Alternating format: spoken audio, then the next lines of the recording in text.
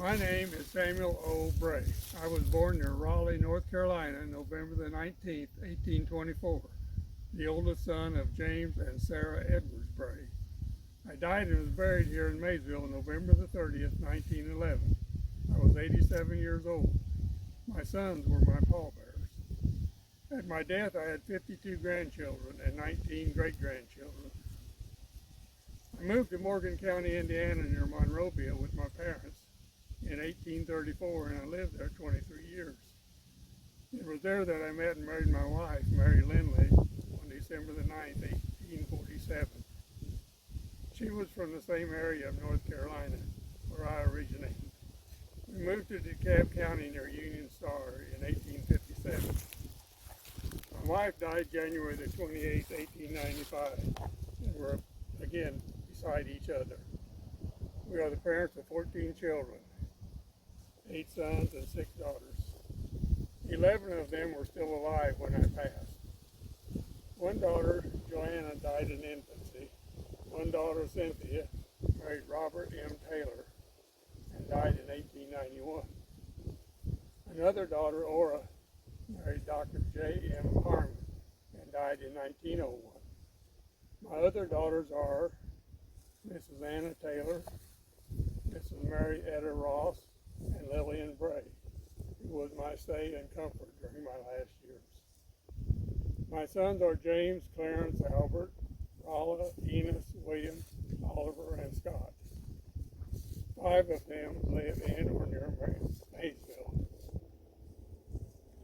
I converted to God in 1869 in the Harmon Schoolhouse, and I at once joined the Methodist Episcopal Church and was a staunch supporter to the end. When we first moved to Dekalb County, it was scarcely settled. The area around King City was a vast prairie, with grass knee-high to higher than my head. There were plenty of deer, wolves, and vast swarms of prairie chickens. I was always a hard worker and good at farming. I enlisted in the state militia in 1861 and served 6 months under Colonel Craner up in northwest Missouri and southern Iowa. In August of 1861, I enlisted in the Union Army in Company B, 35th Infantry, and served 3 years.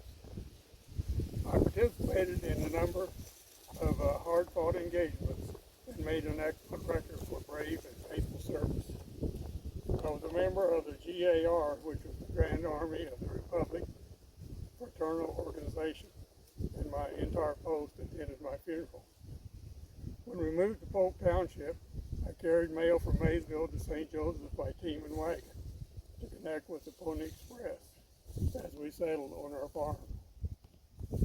My wife managed the farm with the help of James, who was 12, Albert, who was 8 while I was in the Army. Clarence, 10, was assisting my dad on his farm. During those years, my wife wove the cloth for the children's clothing.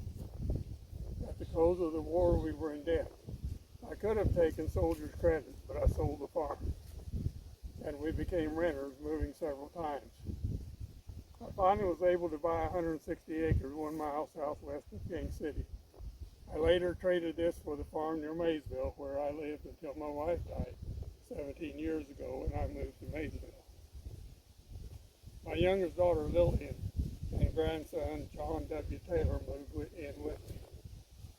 Last year, as in tradition, 68 relatives and close friends came from far and near to celebrate my 86th birthday at my home. My son Rolla and his family failed to arrive as their car broke down en route. I'm blessed that my large family all live within a few hours of home. I've been a good neighbor, a devoted husband, and an affectionate father. It is my wish that our family can continue to live, grow, and thrive in DeKalb County for many years.